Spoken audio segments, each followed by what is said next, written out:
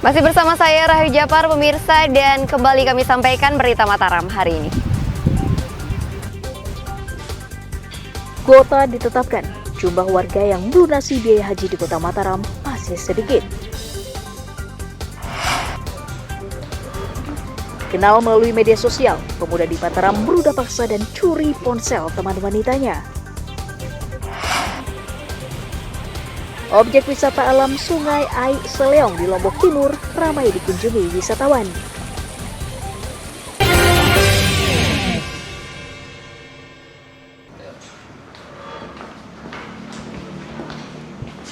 Pemuda bernama Rizal, 20 tahun, Direktur Unit Reskrim Polsek Gunung Sari, Kabupaten Lombok Barat, karena diduga merudah paksa dan mencuri harta benda teman dekatnya. Tersangka ditangkap di Desa Sesela atas laporan keluarga korban. Tersangka mengenal korban melalui media sosial dengan berpura-pura menjadi polisi. Setelah kenal dekat, tersangka mengajak korban bertemu di pinggir desa, kemudian merudah paksa dan mencuri ponselnya. Polisi menyita 2 unit ponsel curian, tas, dan sebuah sepeda motor sebagai barang bukti. Dibujuk untuk berhubungan badan, tetapi tidak berhasil. Kemauan dari pelaku melakukan pemukulan terhadap si korban. Dengan cara pemukulan kemudian merampas, mengambil dengan paksa benda milik korban, yaitu HP.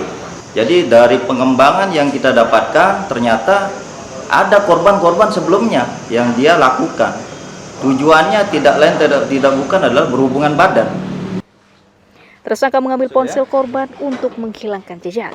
Tersangka dijerat pasal 365 KUHP tentang pencurian dengan ancaman hukuman 9 tahun penjara. Awaludin melaporkan dari Kota Mataram.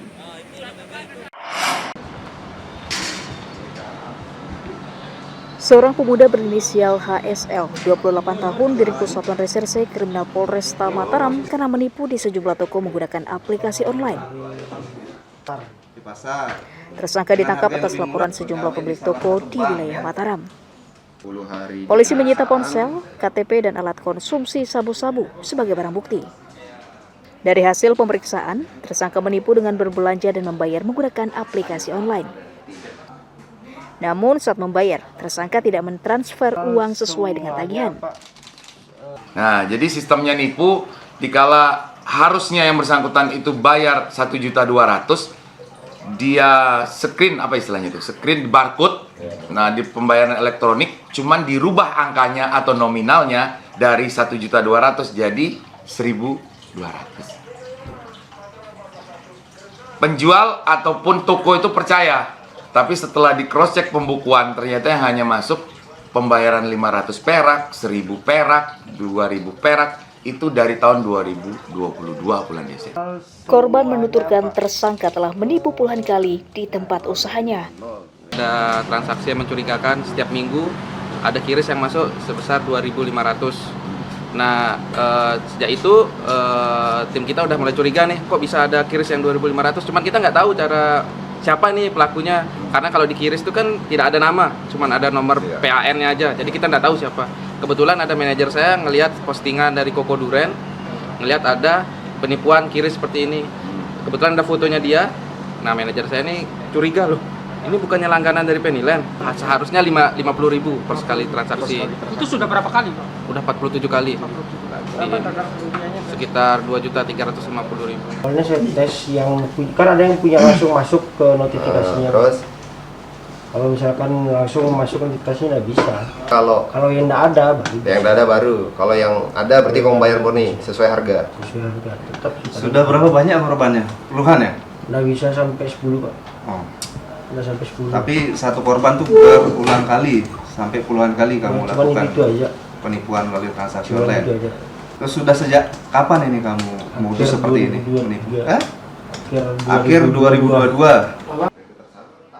Tersangka dijerat pasal 378 KUHP atau pasal 372 KUHP, junto pasal 64 KUHP tentang penipuan dengan ancaman hukuman 4 tahun penjara. Awaludin melaporkan dari Kota Mataram.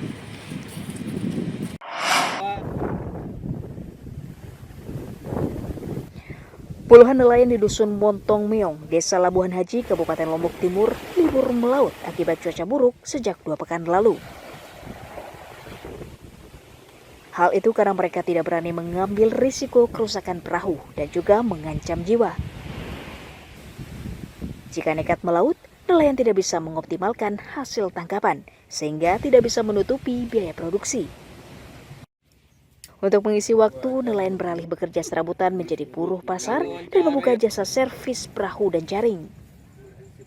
Ya, kondisinya sangat nggak mendukung. Anginnya ini yang kencang bikin ombaknya itu bergelombang terus. Tapi tetap ini ngelaut, Pak ya? Ya, kadang sebagian ada yang nekat karena mungkin nggak ada kemasukan lah. Kebanyakan yang gini seperti inilah, nggak ada yang berani. Kalau misalnya ngelaut, gimana Pak hasil tangkapannya? Ya, sekitar 1 hari dapat 50 cukup lah kalau cuaca seperti ini. Kalau ini ke tengah Pak atau di pinggir aja nih, nggak berani kita ke tengah. Oh, nggak berani ke tengah ya? Iya. Selain berharap cuaca kembali normal, nelayan meminta Pemda membantu perekonomian mereka di musim cuaca buruk.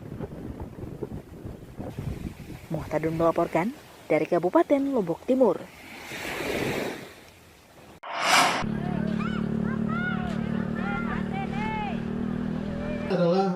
Puluhan warga Kecamatan Pujut, Kabupaten Lombok Tengah mendukung keberlanjutan pembangunan kawasan ekonomi khusus Mandalika sebagai destinasi kelas dunia.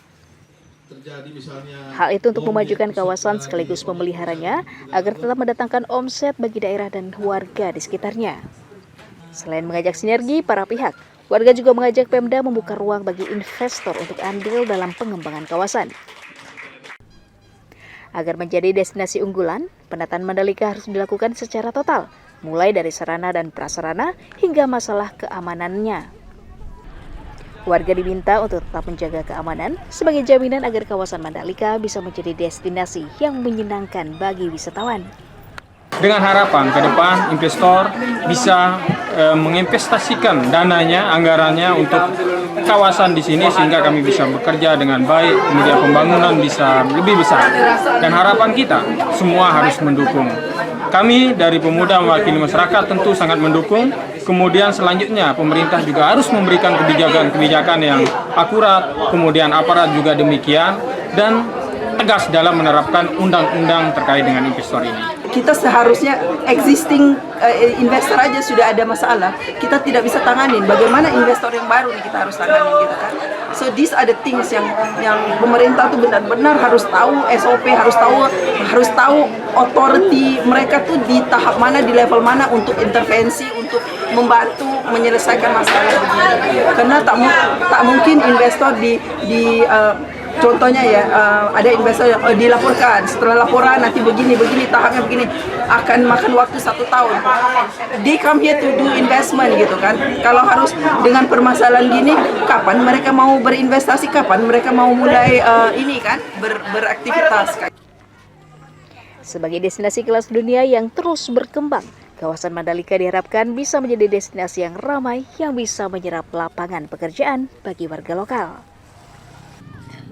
Emi Kusuma melaporkan dari Kabupaten Lombok Tengah.